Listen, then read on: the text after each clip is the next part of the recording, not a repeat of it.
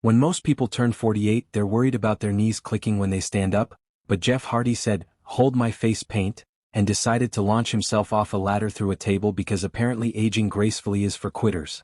Welcome to Halloween Havoc 2025, where common sense went to die and Jeff Hardy proved that physics and self-preservation are just suggestions. Let's set the stage for this beautiful disaster.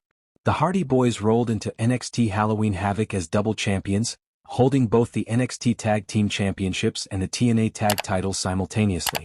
That's like being the valedictorian of two different schools at the same time, except instead of giving speeches, you're jumping off things and hoping your body doesn't betray you.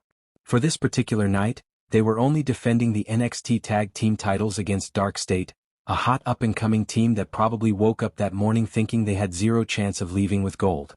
But here's where things get emotionally heavy before they get physically devastating. Jeff Hardy showed up as Brother Nero, complete with face paint representing the Fiend, paying tribute to the late great Bray Wyatt. It was a touching gesture that reminded everyone that wrestling is more than just athletic competition. It's about honoring the legends who paved the way and left us too soon. Jeff wearing the Fiend-inspired face paint was equal parts beautiful and haunting, a reminder that Bray's influence still reverberates through the wrestling world even after his tragic passing. Now, if you thought Jeff was going to play it safe just because he's paying tribute and pushing 50, you clearly don't know Jeff Hardy. This is a man whose entire career has been defined by asking, "What's the worst that could happen?" and then finding out in real time. Matt Hardy, being the strategically minded brother, set Jeff up for what should have been a highlight reel moment. Jeff climbed to the top of a ladder, positioned himself like a human missile, and prepared to hit a big splash onto DarkState through tables outside the ring. It's the kind of spot that makes insurance adjusters quit their jobs and take up meditation. Here's where the universe decided to remind Jeff that gravity is undefeated and has never lost a match. The DarkState star moved out of the way at the last possible second, which in wrestling terms means Jeff was already committed to the dive with no plan B, no emergency parachute, and no guardian angel available to save him. Jeff Hardy went full send through that table from a terrifying height with nobody there to break his fall except the unforgiving laws of physics and probably some splinters. Let's take a moment to appreciate the absolute insanity of being 48 years old and still doing these spots. Most people at that age are excited about early bird specials and complaining about back pain. Jeff Hardy is out here treating his body like a crash test dummy with a death wish. The man has been defying death since the Attitude Era, and apparently retirement is a concept he refuses to acknowledge. It's simultaneously inspiring and concerning, like watching someone juggle chainsaws while riding a unicycle. You're impressed. That missed splash through the table turned out to be the turning point of the entire match. Matt Hardy knew immediately that they were in trouble. You could probably see the calculation happening in his brain in real time. Jeff is down, possibly questioning every life choice that led to this moment, and DarkState suddenly realized they might actually win this thing. Wrestling is full of sliding door moments and this was one of them. 1 second you're the dominant double champions, the next second you're watching your brother become one with a broken table while your opponents smell blood in the water. DarkState did what any smart team would do in that situation. They pounced faster than a cat on a laser pointer. They took advantage of Jeff's crash landing and finished off broken Matt Hardy to capture the NXT Tag Team Titles. Just like that, the Hardy Boyz went from double champions to single champions in the span of one bad landing.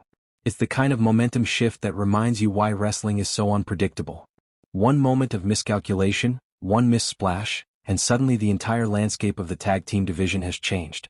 But wait, the chaos of Halloween Havoc wasn't done yet, because apparently, one title change wasn't enough for the wrestling gods.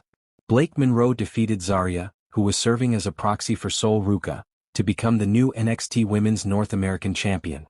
Then, in what might be the biggest upset of the night, Tatum Paxley pulled off the shocker and dethroned Jacy Jayne to become the new NXT Women's Champion. 3 title changes in one night is rarer than a clean finish in a WWE main event. It's the kind of chaos that makes bookers nervous and fans lose their minds. Think about it like this. Halloween Havoc 2025 was basically NXT hitting the reset button on multiple divisions simultaneously. The tag team division got fresh champions in DarkState. The Women's North American Championship got a new face at the top. And the Women's Championship changed hands in an upset that nobody saw coming. It's the wrestling equivalent of redecorating your entire house in one weekend. Exhausting, chaotic, but ultimately creating something new and exciting. For the Hardy Boyz, this loss in NXT probably means they've been deleted from the brand and will be heading back to TNA, where they still hold the tag team titles. It's a fitting full-circle moment in some ways. The Hardys have always been nomads in wrestling, bouncing between promotions, collecting championships, and leaving destruction in their wake. Losing the NXT titles might sting, but they're still tag team champions somewhere, which is more than most teams can say. The real story here, though, is Jeff Hardy's continued commitment to absolutely destroying his body for our entertainment. At 48 years old, he's still taking bumps that would hospitalize most people. There's something both admirable and slightly concerning about that level of dedication. On one hand, you respect the fact that he's still willing to put his body on the line and give fans those unforgettable moments. On the other hand, you wonder if someone needs to sit him down and explain that he's earned the right to work a safer style. But that's never been who Jeff Hardy is. He's the charismatic enigma, the rainbow-haired warrior, the man who sees a ladder and immediately thinks about what he can jump off of. Asking Jeff Hardy to work a safe style is like asking a bird not to fly. It goes against his entire nature. His career has been defined by those death-defying moments, those spots that make you cover your eyes and peek through your fingers. Taking that away would fundamentally change who he is as a performer. The tribute to Bray Wyatt through the Brother Nero character with Fiend face paint adds another layer to this whole story. It shows that even in the middle of pulling off crazy stunts and risking life and limb, Jeff Hardy is still thinking about the legacy of wrestling and the people who made this business what it is. Bray Wyatt was an artist in the ring, someone who thought outside the box and created moments that transcended traditional wrestling.